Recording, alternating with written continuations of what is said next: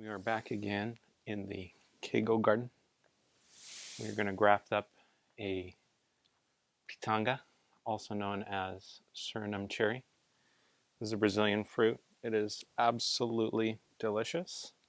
Some people say that it tastes a little bit like diesel, but I don't really feel that myself. I think it's just complex and delicious. It's kind of like red wine, sweet, cherry. It's amazing. However, it takes a while to fruit, and the fruit quality, you just don't really know what you're going to get. So it is wise to graft it. We're just going to graft this right on here. So this is a Zill's variety, which is a bred or cultivar from Florida. And supposedly it's a bigger fruit, and it is, there we go, a little better. Supposedly it is the one to have. It's bigger, it's juicier, and everybody says it's just the best one of all. So there we go. Pitanga wood is pretty firm, so you're definitely going to want to have some sharp knives and sharp pruning shears for them. And we're going to do a cleft graft on it. That's my usual. Have good success with that. So here we can size up the scion. You can see it's a really nice fit diameter-wise. And we're just going to cut right down the center of this bad boy. So we're just going to line that knife up best we can. And hardwoods, like this pitanga evidently is, are a little harder to work with. You just wiggle the blade back and forth until it starts going. Keep your fingers well out of the way because you don't want to cut yourself. That's no fun. So I'm just trying to go in between some nodes, some branch nodes.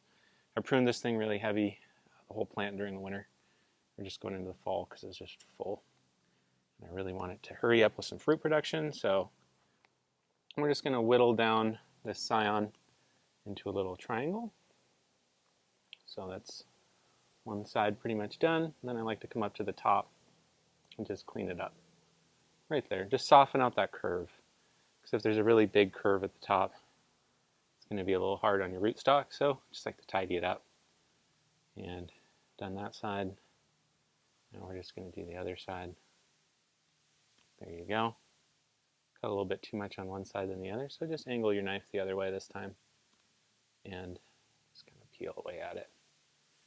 Like I say, pitanga is absolutely mind-blowingly delicious. So I cannot wait to try an actual selected variety like this one. I do have a selected variety called Vermilion, and it produces insane amounts of fruit. And so I'm really hoping that the same is going to be true with the Zill's variety. So it's definitely bigger. That much I can say. All the photos I've seen online, the Zill's type is the one you're looking for. So there we go. That looks pretty nice, and then sometimes I just kind of clean up the bottom here too, just trying to make it nice and sharp. And that looks pretty nice. There we go. So that's good. And then we're going to insert it into the rootstock we have here. This rootstock is a Lolita, and I have not been overwhelmingly happy with my other Lolitas. They're huge and they're not really producing, and the fruit's really small. So let's just turn the top of this thing into, this is the leader. We're going to turn it into Zill's dark surinam cherry. So this scion is already prepared with grafting tape, buddy tape. You can get it at a AM Leonard, stuff like that. It's pretty common. Amazon has it. It's pretty expensive, but man, this stuff is really nice. So there you have it. Just a quick little done deal on there.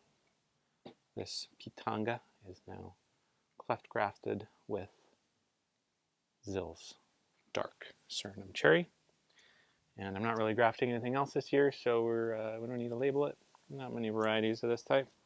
So we're just going to grab our plant tie, and I like to tie up my graft union with this, starting from the bottom.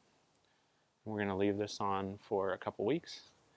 And I just repotted it a couple days ago, and this thing is assuredly about to take off like crazy because the soil is real mucky and not much is in there. So I really recommend after you graft, give your tree a little bit of fertilizer or nutrition, compost, what have you, because that's going to help push some vegetative growth, and that's going to flow right into your scion and heal this thing right up.